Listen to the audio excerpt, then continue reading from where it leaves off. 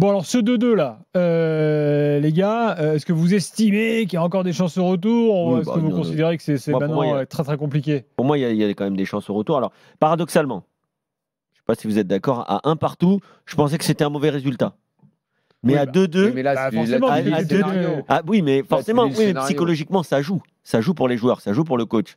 De se dire, voilà, à 1 partout, on pouvait être déçu, on avait ouvert la marque, on se fait égaliser. Oui, mais en fait, le truc, c'est que c'est pour ça que j'avais cette impression mitigée. C'est est-ce que Lyon, étant donné le nombre de fois où ils sont entrés dans la surface, ce qu'on peut appeler quand même une domination d'ensemble, des occasions, des situations mal jouées devant, est-ce qu'ils vont pouvoir faire mieux?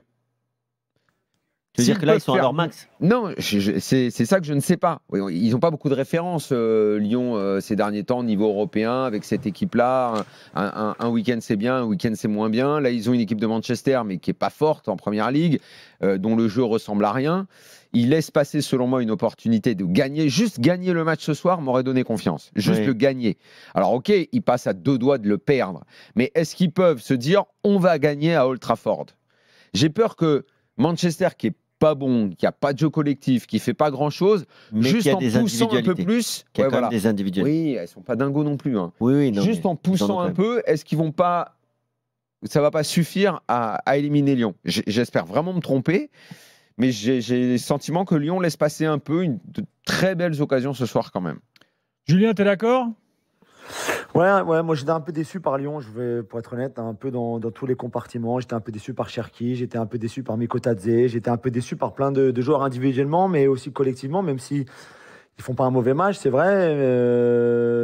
J'ai cru qu'ils n'allaient pas marquer ce deuxième but pour égaliser et faire encore une moins bonne opération. Au final, oui, tu prends le match au nul, mais du côté de United, tout de suite, ils ont dit après le match que voilà, pour eux, c'était très positif ce soir d'être venus prendre un point, enfin, prendre ce match nul-là, pardon, en France, et qu'ils étaient super confiants de se qualifier à Old Trafford jeudi prochain. Donc, Manchester, ça me déçoit toujours. Il n'y a rien aujourd'hui qui m'a encore plus déçu de la part de United que ce que je vois tous les week-ends. On le sait, même s'il y a du progrès quand même dans la structure tactique et l'organisation.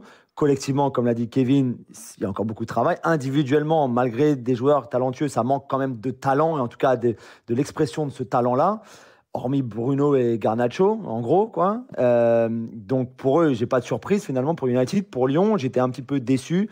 Étant à domicile, je les pensais être capable de jouer mieux que ça au football. Mais voilà, tu prends le 2-2 parce que tu l'as arraché à la fin sur encore une boulette d'Onana. Alors Onana, il y a bien un match qu'il fallait pas où il se trouve, c'était celui-là. Et il en fait sur les deux buts, hein, Vu ce qu'il avait dit et la réponse de Matic, quand on voit le premier but, je me suis dit, oh mon Dieu, quelle blague.